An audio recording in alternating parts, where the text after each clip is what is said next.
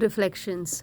Real beauty lies within. While watching TV program, we say famous products and they are talking about the latest products in order to be neat and well groomed. But there is a big difference between beauty externally and beauty as a virtue. The Lord has created us all beautiful. By saying that we shun the way that He has created us, if we say we are not good, it's good that the way you see yourself may be completely different to how others see you. You must not bother about what people think of your actions if you are doing it morally right and the conscience is clear. If you can look into the mirror the next and be proud of yourself for having done such a deed, then you have achieved something with self-esteem intact and made your family proud. You will be able to allow this to happen to you in life only if you love yourself. If you're surely giving me that look, has she gone mad? How can we love ourselves? We are supposed to like others. This is the proper way. What would you think if I said to love others, you must first love yourself? And no, by that I do not mean negative arrogance and selfishness. You must realize that if you want to feel good about yourself, your physical and mental traits, you must feel happy. It will help you to portray a positive image about yourself to the world. If you feel bad about yourself, you will be uncomfortable in your own skin, especially while meeting people. Uh, will put them off and they will try to avoid you. Hence, you see yourself is important because how you act and communicate with others is connected with how you act and react to yourself. To have a high level of self-esteem, you have to have a high level of positive self-view. A negative self-view lowers your self-esteem because you will be focused on failings and give rise to insecurities and low self-confidence. Insecurities can ruin you physically, emotionally, and mentally. You could lose your family, friends, and goal. Self-awareness enriches your life. So be yourself, be happy and content and confident. When you recognize that all beings are equal in both their desire for happiness and their right to obtain it, you automatically feel empathy and closeness for them. It's so easy to laugh, it's so easy to hate. It takes strength to be gentle and kind. If you make fun of bad people, you make fun of yourself beneath them. Be kind to the good as well as the bad. Respect all. The smallest act of kindness is more than the greatest intention. Those who have suffered and understand suffering are more compassionate. Compassion allows us to bear witness to suffering, whether it is in ourselves or in others, without fear. It allows us to name the injustice without hesitation, to act strongly. Compassion is based on love and respect for others. Too often we underestimate the power of touch, a smile, a kind word, listening ear, honest compliments, and the smallest act of caring, all of which have the potential to turn a life around. Compassion and love are not mere luxuries. As a source of both inner and external peace, they are fundamental to the continued survival of our species. Unfortunately, it is our lack of love for ourselves that inhibits compassion towards others. If we make friends with ourselves, there is no obstacle to open our hearts and minds to ourselves and to others. We read so many diaries of princess diaries also teach a lot about respect for yourself, people, relationship, loyalty, trust and responsibility. But real princesses always try to look their best and they are the best. They are totally different from others. They have lots of different kinds of beauties and their beauty is really relative. Princes and princesses, like people, come in all different shapes, sizes and colors. There is no one who is right. No, having a healthy body is a way more important than having a body that looks good on jeans. And of course, being a nice person is much more important. So in the history, we have the princesses who are remembered not for their external appearances but for their good deeds. Some of them are even saints. There's one thing that looks good on everyone, that is confidence. Confidence in yourself and your looks, and others will see your outer beauty as well as your inner importance. Hope you listen, understand and act and be a princess to yourself. Remember, there is no exercise better for the heart than reaching down and lifting people up. This is the real everlasting beauty. It is not wrong to want to achieve happiness and live a life to the fullest, but like we have to look the inside and we have to look at the crossing of the road, we need to look at all the ways to see that we do not push, humiliate and hurt others for our happiness. We must understand that ultimately you who are and who will be, that really matters. That should really matter to you and not what others think. What should really matter to you is your connection relationship with God, that is forever, not with earthly people, which is transitory.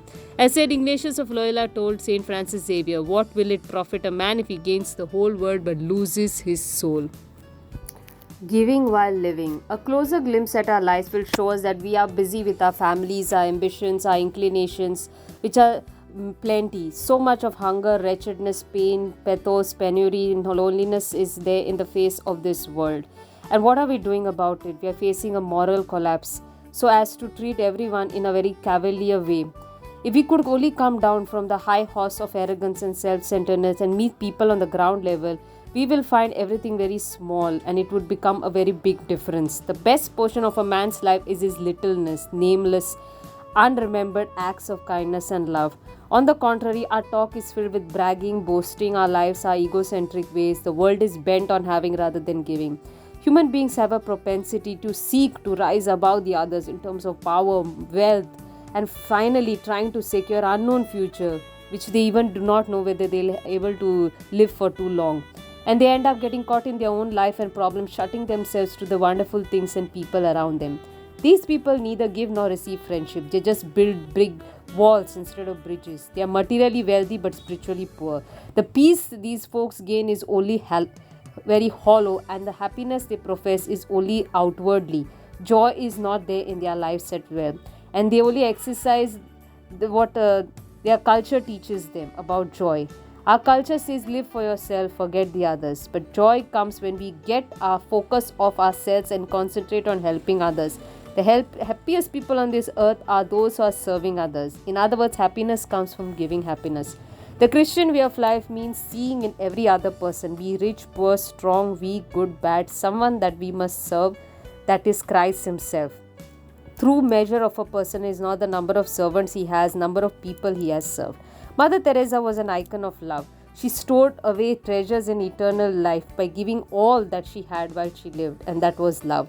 Never making a parade of her virtues, she selflessly loved and served the needy. She bore witness to the famous quote, "Give till it hurts." Today she leaves a mark behind of a loving filled legacy. When charity becomes the yardstick that rules our life, we become less egocentric and more giving. We will be able to take time out to talk to others, to lend a ear to the lowly, to help the needy. We'll be able to give from our hoardings and not merely give as a gesture for getting something back. But we realize the power, the compliment, the magic of a smile, and the profound joy in giving. After all, the fragrance of life lingers in the hand that gives away the rose. People will forget what you said, but they will never forget that you made them feel special. And how comforting that will be at the end of your life to know that even one life has breathed easier because you have lived. A man there was that called him mad, and the more he gave, the more he had. And Michael Jackson was an epitome of the above cliche. This man strove to break all the barriers of race, religion, and color, unifying people through his music. He gave the world not only music and entertainment, but a humanitarian platform. He was always moved by war, poverty-stricken children, and contributed in millions to charity. He gave while he lived, and he had a magnanimous heart, especially among his fans. While mourning his death, for what you send forth into the lives of others comes back to you. We are all charitable. Many of us give in plenty, and our conscience is a proof of that. It does not hurt to give then, but the true giving is the giving while we are living. There is a story which drives home this attitude. A rich man once asked his friend, "Why am I criticized for being miserly? Everyone knows I will leave everything to charity when I die." The friend then told him the story of the pig and the cow. The pig gives only when he is dead, whereas a cow gives when she is living. Our time on earth is just a blink of an eye, and the consequence of it will last forever. So let us give and live. Let us charm the world with love and sharing. Let us pour forth all the color, the charm, and the happiness we have around. And let us brighten the dark life, soften the rude, and let us make the sunshine of peace in stormy places. Let us spread our fragrance to all we meet as we live and as we give. And in doing so, we will live intensely. Depression. Today we hear a lot of people suffering from depression because of the chaos in the world. Depression sometimes begins a series of bad events, personal tragedies, deaths, failures, and other separations, divorces, and other difficulties of life. Why are you sad? You have not achieved something. You are just going through this phase. Can't you try to be happy? Depression becomes evident due to sicknesses and other effects that people have, and at different stages in their lives, as in the youth, in the adult stage, and the elderly stage. Now, children's depression is very different from normal other adult people depression. They come home sad, they feel uncomfortable talking about their problems, they are always lonely, they have a lot of pain built in inside, and they are in bad mood, and they are sad all the time, and they don't feel like doing anything, and they sleep a lot. So, understand that grieving can help us work through the problem. Sadness is very important way to cope with the loss or tragedy. Just because you feel depressed or sad does not necessarily mean that you are really in depression. Realize and understand the symptoms vary from person to person. For some people, it is just hopelessness, mood changes, persistent disruptive interference in social life and school life and family life. Then you need to seek help. There is mass depression, where a child's depression is noticed only when he is acted upon and angry. When this occurs, then particularly in younger children, many children display sadness, mood swings, and this can be this is often undiagnosed and untreated because they are passed off as normal emotional and psychological stages while growing up. But do you feel sad, worthless, helpless all the time? There is no hope, that nothing is working out, everything is bad, it's your fault? Do things in turn make you lose your appetite and feel sluggish and less energetic? Do you feel sleepy all the time and that you have become antisocial? Have body aches, pain, loss of interest, boredom with activities and hobbies which you enjoy? Do you want to be alone most of the time? There is a difference between depression that most of the people talk about and just feeling sad, and the kind of depression which is serious and life-threatening. This is clinical depression or chronic depression, which happens continuously for a long time. Clinical depression is a hopeless state that you cannot imagine being happy, it's just being miserable most of the time. People who are chronically depressed usually have stomach aches, headaches, and lack of energy. Do you know that some people experience deep depression that they believe suicide is the only way out? Clinical depression can also be hereditary, so people who have nothing to do with depression can still be depressed. Chronic depression is just something that all is in the mind, and it doesn't have anything to do with real illness. It's just that you're stuck in your thoughts and emotions, and your physical health is also deteriorating. As ignoring our health problems is a very dangerous thing to do, and depression is no exception. It means that we are ready to feel better. Understand it is normal and natural to visit a psychiatrist. It's just like a doctor, you're going to seek help if you need some help, or a friend that you go when you are in sadness. But this does not mean that you have to bother to fight depression, because it might happen naturally. Depression, like any other physical ailment, can be treated, can be controlled. What are the causes? There are mind-body causes. The body is very complicated, lots of hormones and chemicals which are involved, which will keep you healthy and happy. The different levels of these chemicals can change the moods of different people. Like some people with diabetes have trouble with certain chemicals. They need to take insulin. Otherwise, if you're depressed, the same sort of thing can happen. Dopamine, which is the happy hormones, endorphins, happy hormones are not secreted in the body. Serotonin not secreted in appropriate amounts that can cause toxic effects on the body and can make you feel sad and anxious all the time. Understand it is normal to have mood swings, to act and feel extra sensitive, whether you suffer depression or not, or biologically you have genes which are hereditary, then you may have experienced depression. But it is a serious illness which we cannot ignore, can be life-threatening and worsens with time. So we have to acknowledge it and treat it. Ask the depressed people to sit down, open up, talk out their problems, explain their emotions, their hopelessness to someone, a counselor, a parent, a friend. Especially in India, we are hesitant to take because of social stigma and victimization and fear and anxiety. We must realize that depression is serious and real and must be treated immediately, and everyone should help the person lead a normal and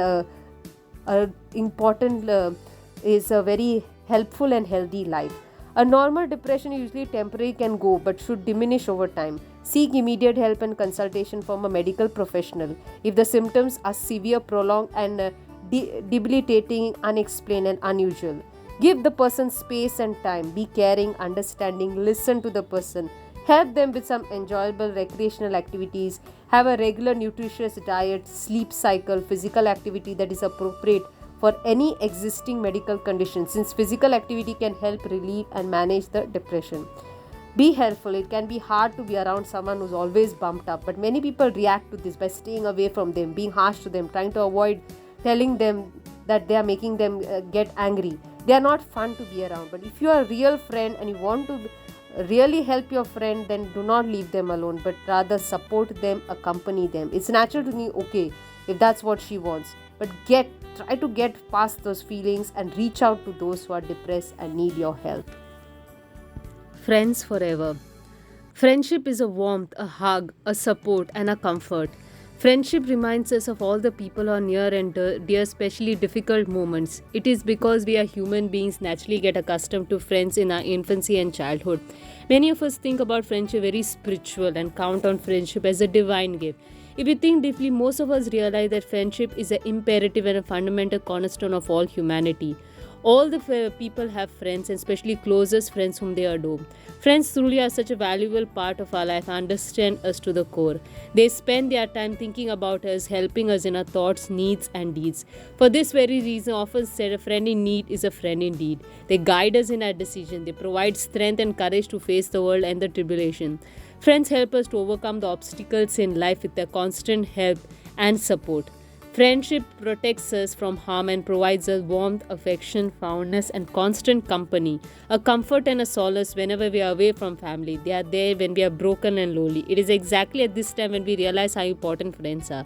At times, we feel closed up to the world and desperate need of support and understanding. We cannot get it from our parents and relatives because we always feel they are trying to control us. Especially nowadays, when we have nuclear families and there are less members in the family, we have to turn to our friends for every single thing. They become our second family. Friends reach out to us, provide us with compassion, kindness, and nowadays people are moving to intentional communities of friends. Okay, where they have tribes, they have a community, a support system, a organization where people want to keep in touch for a lifetime. We have Facebook groups, we have WhatsApp groups. It is in fact mostly because of the kind-heartedness, thoughtfulness of our friends. They've regained our lost direction in life. Their benevolence, goodwill helps us to feel secure and protected from harm. So Friendship Day is a very important day which we commemorate. It's an old institution which needs to be honored. And friends play a very valuable role in our lives. They act as our followers, our leaders in good times, bad times, with a meaningful direction to life. A friend represents a world to us, without which world would be incomplete. They play a role in shaping our lives. And now, because of so much luxuries and comforts, there are times when we find it even tough to discuss our matters with our families. There are times our friends provide the highest support to us. They guide us, become pillars of strength when we need them. They are the best part of our lives, and we can communicate all issues with them. Mostly friends understand us just by looking at us or hearing us. This somewhat heart-to-heart bonding is a primarily essential feature for human beings, being so social and exclusively meant to live in companies, social companies, keeping it apart from all other relationships. We have a short life to live, and in our life we collect many impressions and we change and we grow. Sometimes we wistfully look back and feel that something has happened which should not have happened. We turn the clock back, and now friends come again. They either go into our life, come into life. How about forgiving the old friend? How about easing the old memories? How about cleansing ourselves? You'll feel fresh and inspired. The only thought blocking your friendship is how to show the hand of friendship. Friendship is a perfect bond between two close individuals. Friends are those on whom we can confide and share our feelings. You cannot choose your family, but you can definitely choose your friends. There are things that you may not be able to share with your family, but you can surely talk and share with your friends because it is a special bond. But you need to nurture your friendship like any other relationship. You need to share their joys, tears, secret jokes. There are many friends, but there can be only one true friend in special. True friends are not easy to find, but when you find a friend, you do not lose one. Having great friends is a blessing. Not everyone is blessed with good friends because friends are for a lifetime. There is bonding that exists in the world. That is the most beautiful, and I can even consider sacramental, is friendship. Also, you should be aware of your friends who take the advantage of friendship. Friendship is a bond of innocent feelings.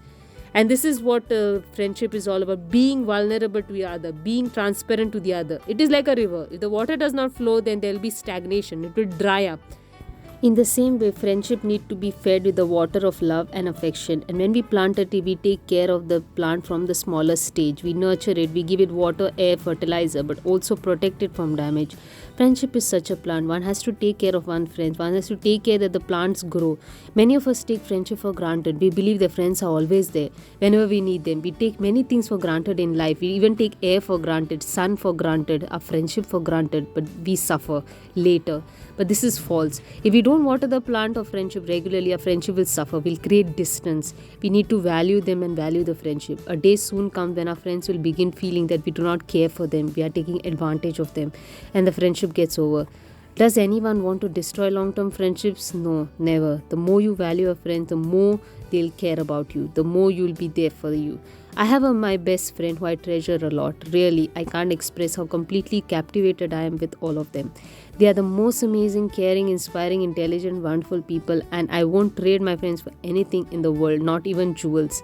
They make you smile and encourage you to succeed. They lend you an ear, share the words of praise, and they always want to open their hearts to you.